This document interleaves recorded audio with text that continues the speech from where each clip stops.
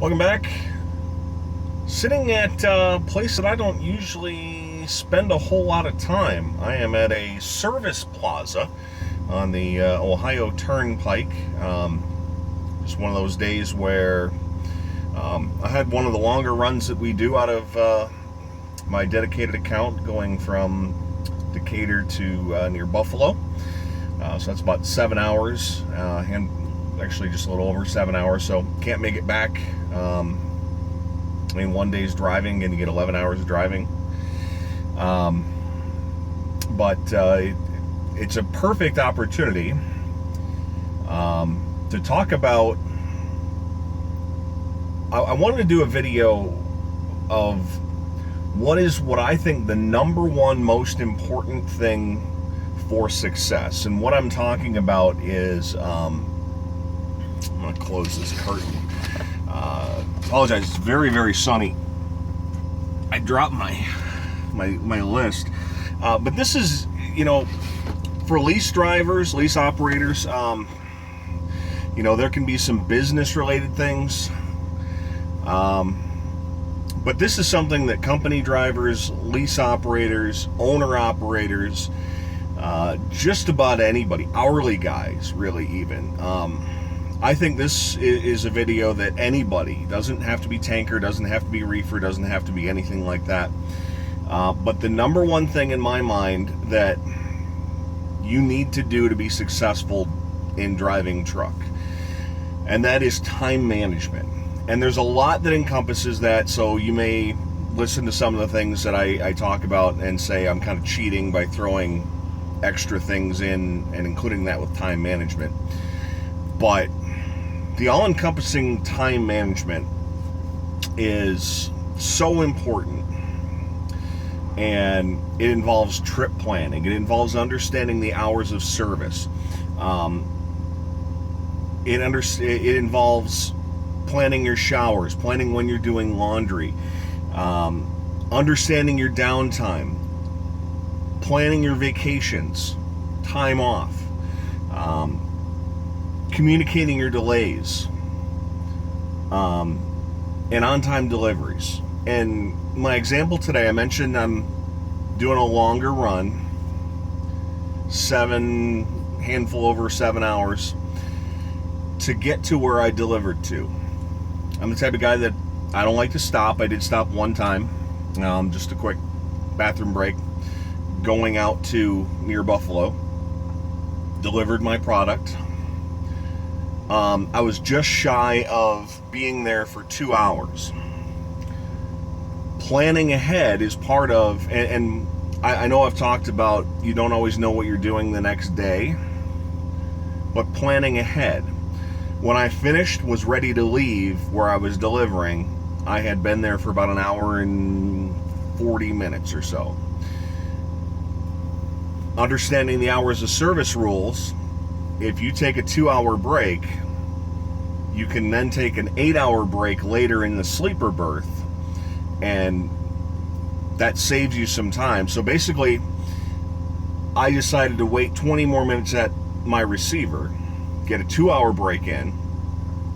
If I needed to, here at this service plaza on the Ohio Turnpike, I could take 8 hours in the sleeper berth, complete my 10-hour break, split it up between an 8 and a 2, so it's an 8-2 split. And if I needed to, I would then be able to complete. I'm about an hour away from our Bellevue loading location for this dedicated account.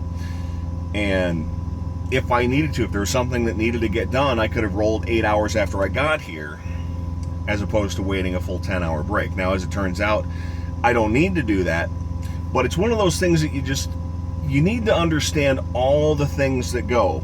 And that's why I say time management is the number one thing that I think can make you a successful or an unsuccessful driver.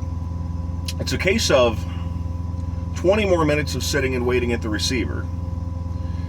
And by doing that, I saved myself sitting here for another hour and 40 minutes if I needed to. If I had gotten a load from dispatch that said, hey, we need you to roll 8 hours after you got to this service plaza, And I had to call and say, well, boy, I only sat for an hour and 40 minutes at the receiver. I wish I would have sat there for 20 more minutes. It's some common sense sort of things. The hours of service rules can be very complicated.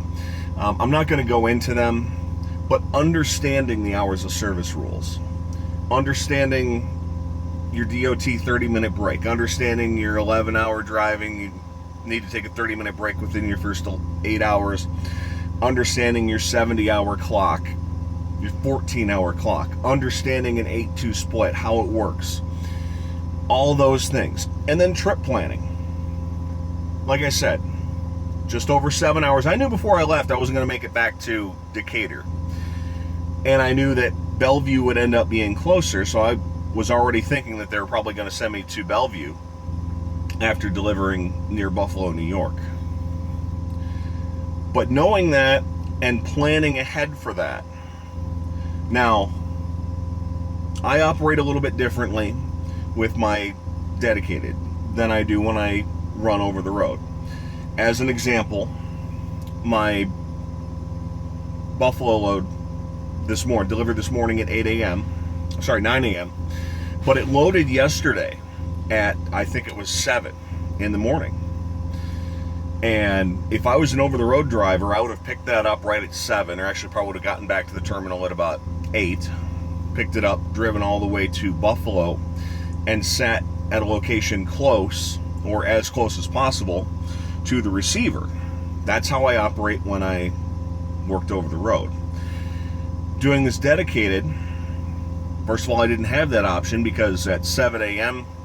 yesterday, I was just getting back from delivering a load to Bradley, Illinois. I had to take a 10-hour break. Well, at that point, it makes sense to wait, and I left my home at about midnight last night. Got to the terminal 12:30, had myself hooked up, ready to go, and took off at about 12:30 to get to Buffalo. So I planned to get there about an hour ahead of time. But trip planning, understanding the hours of service rules. If there is a delay, you need to communicate that, either over the phone, with the computer that's here in the truck, things like that. Understanding basic time management. If you're one of those people that, I don't want to set an alarm, and I know I talked a little bit about the one trainer that I had that had a tough time setting an alarm. I think I talked briefly about that in my training video. It can be very difficult. If you are not good being on time, this is an industry that it's all about the clock. You have a delivery, you have a pickup, you have times, you need to be there. One of the promises that Prime makes is that they will deliver their product. I believe in our account, we have a promise in our contract of 98% on time.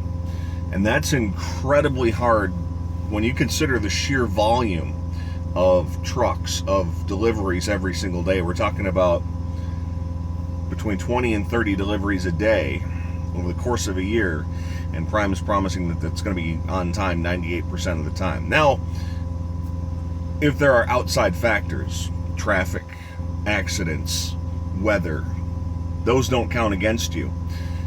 But if you don't let Prime know, if you're on the way, there's a traffic jam, and you don't let anybody know that you're in a traffic jam, that's on you.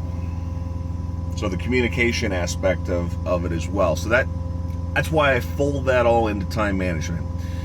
And that, I think, like I said, is the number one thing to be a successful truck driver. Like I said, there's a whole lot more, but I think if you can encompass all of that, communicate back with Prime, your dispatcher, your overnight managers, your fleet manager, make sure you deliver on time, communicate when you can't deliver on time for external issues, whether it be accidents, weather, things like that. As an example, a couple nights ago there was a severe thunderstorm warning. As I was leaving with my load, typed in a message on the computer saying, I am leaving now. I should be able to make it about an hour and a half before my scheduled appointment time, but I'm leaving early because there's a severe thunderstorm warning. If I have to pull off, I will let you know. But keeping them in the loop. And again, I kind of bundle that all up into time management. So that's my number one thing to be a successful truck driver. Has nothing to do with driving a truck, has nothing to do with tanker, has nothing to do with backing. It has everything to do with some basic common sense things. Understanding the hours of service rules, trip planning,